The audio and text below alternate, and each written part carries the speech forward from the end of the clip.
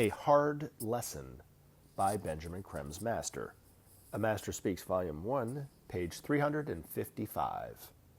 Rarely does man see beforehand the consequences of his actions, and rare it is indeed, even if he does, that he allows such knowledge to inhibit his activity.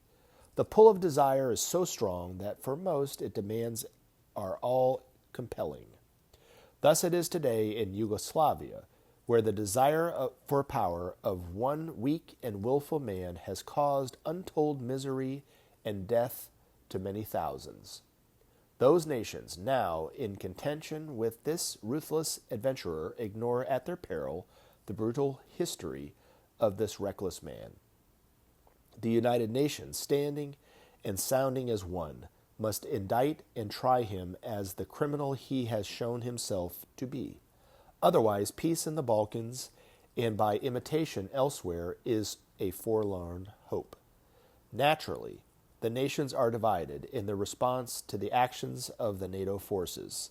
They have each their various reasons for hesitation and criticism, but without such action, the tyrants of this world would cause ever greater mischief and suffering to their peoples and imagined foes. We, your elder brothers, are never advocates of war, but neither do we advocate a lame acceptance of genocide and human degradation.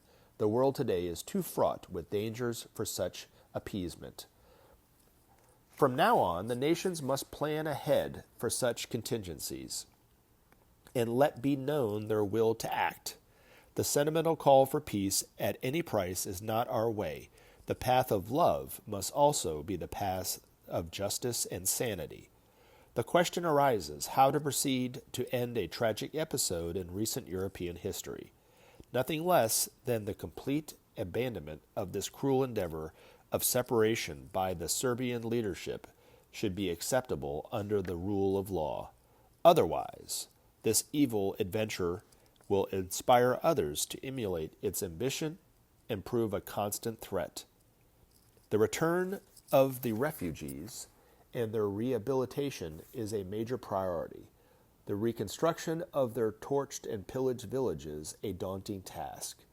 The Serbian people should be held responsible for the reparations required and thus, in some measure, assuage their guilt.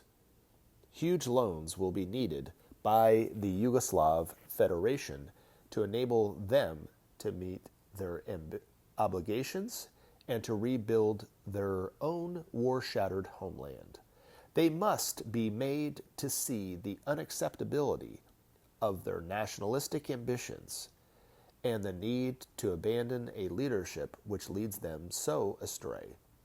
This is not the first time that the bitter ferment of the Balkans has erupted in war. The world is now too small and too interconnected to allow this age-old separation to do its destructive work. Wise diplomacy, broad vision, and the threat of force of arms must together calm the fires of territorial ambition and ethnic pride.